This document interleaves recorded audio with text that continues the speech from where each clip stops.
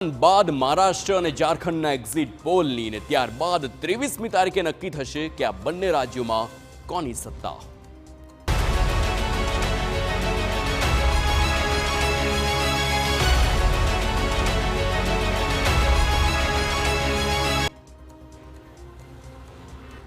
महाराष्ट्र में आज तमाम 288 बैठक पर एक साथ मतदान योजाયું હતું। जो कि मोटा भागे शांतिपूर्ण माहौल में मतदान રહ્યું અને ત્યારબાદ જ્યારે સાંજે આંકડા આવ્યા એ પ્રમાણે લગભગ 58% જેટલું मतदान નોંધાયું છે।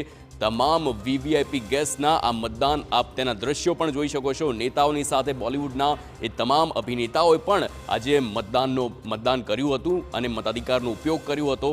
અને જે પ્રમાણે ત્યારબાદ એક્ઝિટ પોલ સામે આવ્યો છે એના આંકડા પણ આપની ટીવી સ્ક્રીન પર છે કે જ્યાં આપ જોઈ શકો છો કોને કેટલી સીટ છે। એનડીએને 118 તો મહાવિકાસ આઘાડીને 150 સીટ બોલવામાં આવે છે। જ્યારે ઝારખંડની વાત કરીએ તો એની પહેલા મહારાષ્ટ્રમાં જ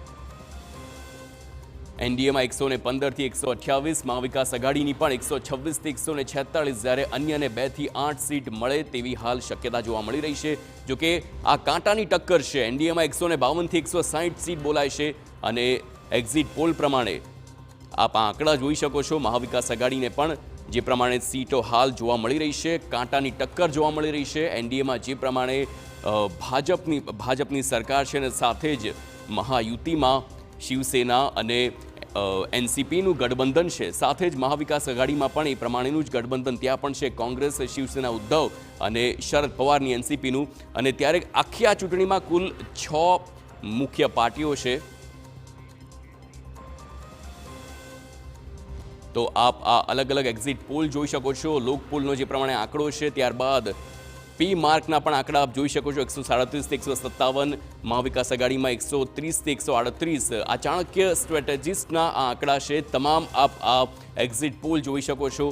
મોટાભાગના એક્ઝિટ પોલમાં જોવા મળી રહ્યું છે કે એનડીએને સૌથી વધારે સીટો મળે છે, એટલે પૂરેપૂરી શક્યતા કહી શકાય। કારણ કે વિનિંગ આંકડો છે 145નો છે। 145 સીટ મળતાની સાથે જ સરકાર બનાવી શકાશે। અને હાલ જે પ્રમાણે મોટાભાગના એક્ઝિટ પોલ છે, એનડીએ સરકાર મહારાષ્ટ્રમાં બનાવે તેવી શક્યતા જોવાઈ રહી છે। પરંતુ 23 તારીખે જ્યારે મતગણતરી થશે ત્યારબાદ જ સ્પષ્ટ આંકડા બહાર આવશે। આ આઈએનએસ મેટ્રિક્સના પણ આંકડા છે, જ્યાં 145 થી 165 સીટ એનડીએને મળે, એટલે કે સ્પષ્ટ બહુમતી મહારાષ્ટ્રમાં જોવા મળી રહી છે। અનેક વિવાદો સર્જાયા હતા મહારાષ્ટ્રની ચૂંટણીમાં। વાક યુદ્ધ પણ થયું હતું, બિટકોઇનનો પણ વિવાદ સર્જાયો હતો અને સાથે જ જે પ્રમાણે વિનોદ તાવડેના 5 કરોડનો વિવાદ હતો તે અંતમાં આવ્યો। પરંતુ આ તમામ વિવાદો વચ્ચે આ આંકડા જે પ્રમાણે સ્પષ્ટ જોવા મળી રહ્યા છે, 122 થી 186 અને મહાવિકાસ આઘાડી 69 થી 121 સીટ, એટલે કે અંતર ઘણું ઓછું દેખાઈ રહ્યું છે। તો લોકશાહી મરાઠીનો જે છે એમાં 128 થી 142ની વાત થઈ રહી છે। ઇલેક્ટોરલ એજની વાત કરીએ 118 ને 150ની સીટ છે, એટલે કે અંતર ખૂબ જ ઓછું છે। કાંટાની ટક્કર જોવા મળી રહી છે। હવે જોવાનું એ રહેશે કે જ્યારે 23 તારીખે મતગણતરી થાય છે ત્યારે મહારાષ્ટ્રના લોકોએ સૌથી વધારે કોની પર વિશ્વાસ મૂક્યો છે તે હવે સૌથી વધારે જોવું રહેશે।